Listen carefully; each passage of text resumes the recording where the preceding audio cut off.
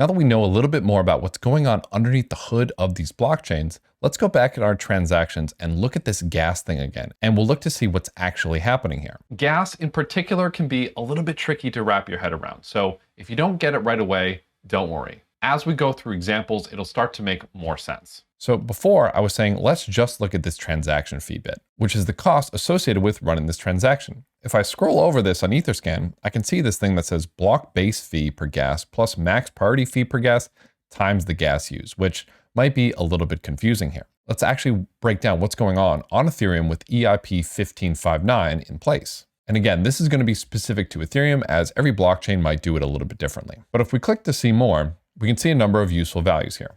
We can see gas limit is 21,000 and usage is 21,000. So this transaction used 21,000 gas, and we sent 21,000 gas along with it. Sometimes when sending a transaction, depending on when it's sent and depending on what the specific instructions are, it might actually use way more gas than what you want it to use. So with your transactions, you can actually set a limit. Hey, I don't want to use more than X amount of gas. I don't want to do more than X computational units. And in fact, if we go to our MetaMask and we click send to transfer between accounts again, and we pick, 0.01 ETH or something, next, we can actually hit this little button here, go to advanced, and we can actually edit some specifics of this transaction. One of them is going to be the gas limit. We can change this gas limit to maybe 2,200, 2,300, or more or even less. Since sending Ethereum takes exactly 21,000 gas, MetaMask just defaults to setting it to that. But we also see these other interesting things. We see a priority fee and a max base fee. Let's reject this transaction and let's look back at Etherscan to talk about these. So currently in Ethereum, according to EIP 1559, every transaction on Ethereum comes with something called the base fee. This is the minimum gas price you need to set to include your transaction. And you'll notice that these are priced in something called GWEI. So what is a GWEI? If we come to the site ethconverter.com, and again, there's a link to this in the GitHub repository, we scroll down, we can see WEI, GWEI, and Ether. If I put 1 Ether in here, I can see how much 1 Ether is in terms of GWEI and in terms of WEI. 1 Ether is equal to 1, 2, 3, 4, 5, 6, 7, 8, 9, 9 zeros. So that's 1 billion GWEI is going to be 1 Ether. And then 1, 2, 3, 4, 5, 6, 7, 8, 9, 10, 11, 12, 13, 14, 15, 16, 17, 18. And then 18 zeros is a WEI. These are just easier ways of referring to really, really small amounts of Ethereum.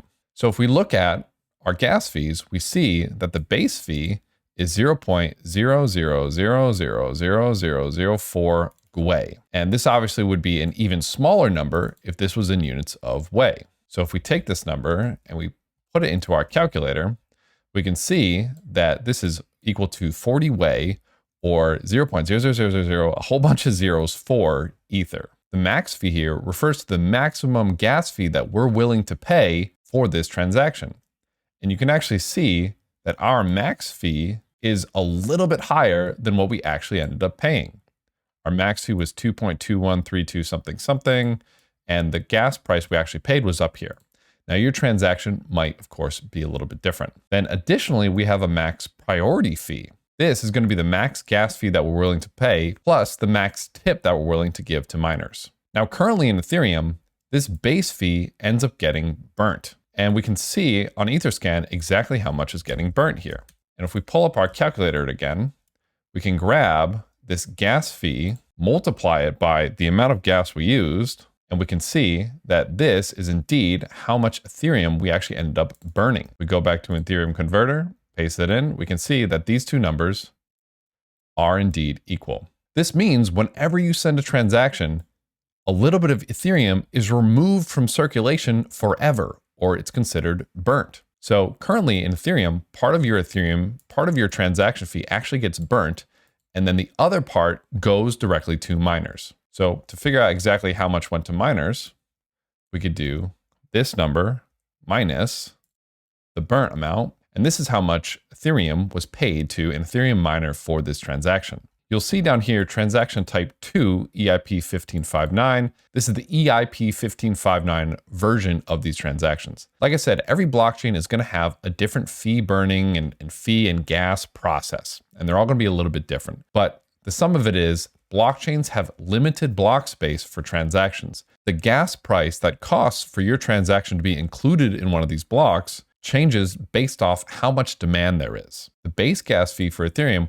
will go up and down depending on how many people are sending transactions and how many people want to be included in a block. If a ton of people want to be included in a block, that means a ton of gas is obviously going to get burnt. We've left a link to a video in the GitHub repository with this section from this YouTuber who does an amazing job breaking down this EIP 1559 and more about how this gas model actually works. I highly recommend you pause this video and watch that video to understand more. The base fee gets programmatically, algorithmically adjusted to try to target for all the blocks to be 50% full. If they're more than 50% full, this base fee automatically goes up. If they're less than 50% full, this base fee goes down. Now, this is a lot of the basics of how this transaction works, and it can be a little confusing. So let's do a quick refresher of everything in here. There's a unique transaction hash that uniquely identifies this transaction on this blockchain. We can see the status. We can see the block number that it's confirmed on. One other thing we want to look at, if we scroll up, we see block number and block confirmations.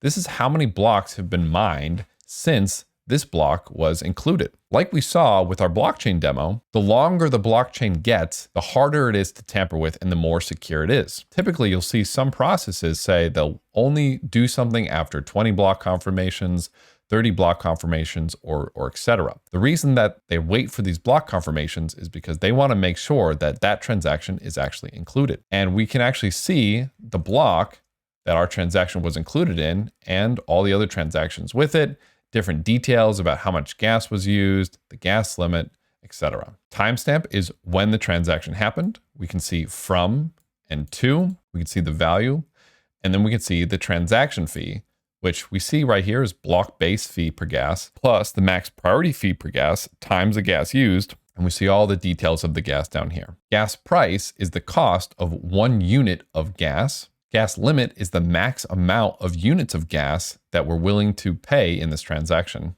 The usage is how many actually got used. The base fee is going to be the base network fee per gas, so 40 Wei per 1 gas used. The max gas is the max gas price we're willing to pay, and max priority is going to be the max gas price plus the tip that we give to miners. And then we can see how much is burnt, and then we see transaction savings, which is the difference between how much was actually used or paid for and then returned.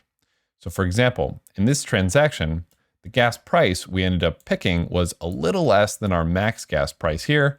So the gas price we ended up using was a little less than our max priority fee here. So we had some savings compared to that. We can also see that this was an EIP 1559 transaction. We can see our nonce here, which was nonce 0 because the transaction that I'm showing is our first nonce. And then of course, we can see the input data. For transactions that are just sending Ethereum, the input data is going to be blank. But you'll see that when we get to smart contracts, the input data is not going to be blank, and it's going to be one of the most important features of these transactions. You'll also notice that there's a state tab. This is an advanced tab, and it shows the different states that are changed based off of this transaction. We're going to ignore this one for now. Now that we know how the blockchain itself works under the hood, let's talk about some blockchain fundamentals. And we actually covered all these topics in a previous Free Code Camp video. So let's go to that.